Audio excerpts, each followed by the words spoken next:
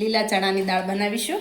તો એના માટે મેં 3 ડુંગળી સમારીને રાખી છે, 2 મોટા ટામેટાં, આદુ મરચાં લસણની પેસ્ટ છે અને લીલા ચણા મેં બાફીને રાખેલા છે. તો સૌ પ્રથમ આપણે થોડુંક આપણા ચણા અનુસાર આપણે થોડુંક તેલ ગરમ કરીશું. જ્યારે તેલ ગરમ થઈ જાય એટલે એમાં રાઈ, અને રાઈ જ્યારે તડતડ થાય ત્યારે આપણે એમાં જીરું નાખીશું. હજુ રાઈ તડતડ થઈ નથી, તો જ્યારે થાય ત્યારે આપણે એને જીરું નાખીશું. તો હવે આ રાઈ ફૂટવા માંડી છે, તો એમાં જીરું નાખીશું અને થોડીક એમાં હિંગ પણ નાખીશું.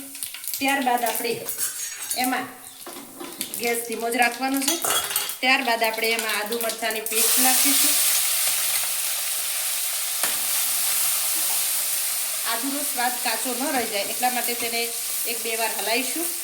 ત્યાર પછી એમાં આપણે ડુંગળી નાખીશું અને ડુંગળી સારી એવી ચડી જાય એટલે એના માટે આપણે થોડું એમાં મીઠું નાખી દઈશું અને પછી એને ચડવા દઈશું.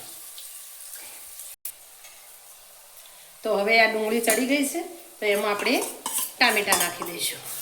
ટામેટાં પણ થોડા ચડી જાય ત્યાં સુધી આપણે તેને સાંતળશું અને બીજા એવા મસાલા પણ કરી દઈશું. આપણે એમાં મીઠું તો નાખ્યું હતું, પણ તો પણ થોડુંક નાખી દઈએ. એમાં અડધી ચમચી જેટલી હળદર, 1 થી 1.5 ચમચી જેટલું ધાણા જીરું અને 2 થી, કારણ કે લીલા મરચાં નાખેલા છે એટલે 2 થી 2.5 ચમચી જેટલું આપણે લાલ મરચું ઉમેરીશું અને એને સારી રીતે એવું ચડવા દઈશું. ચડી જાય એટલી ઘડી આપણે જે આપણા લીલા ચણા બાફેલા છે એને આપણે ક્રશ કરી દઈશું ગ્રાઇન્ડરની મદદથી.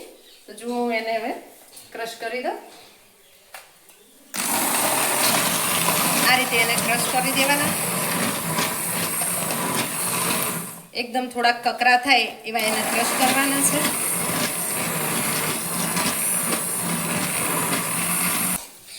તો સરસ એવું આમાંથી હવે તેલ છૂટું પડી ગયું છે, એટલે આપણે સરસ એવું તેલ છૂટું પડી ગયું છે એટલે આપણે એમાં હવે લીલા ચણાની દાળ નાખી દઈશું. આને 1 થી 2 ઉભરા આપણે હવે લાવવા દઈશું.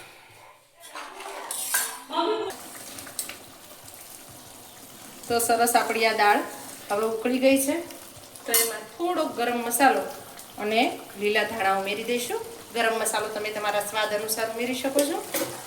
ગેસ એકદમ સ્લો રાખીશું અને હવે એમાં આપણે આપણી ઈચ્છા અનુસાર લીલા ધાણા નાખી દઈશું.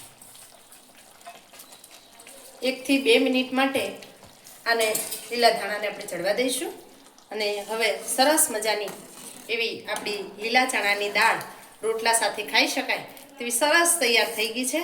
એની સુગંધથી તો અત્યારે જ ખાવાનું મન થાય તેવી છે. તો આપણે જોઈ લઈએ.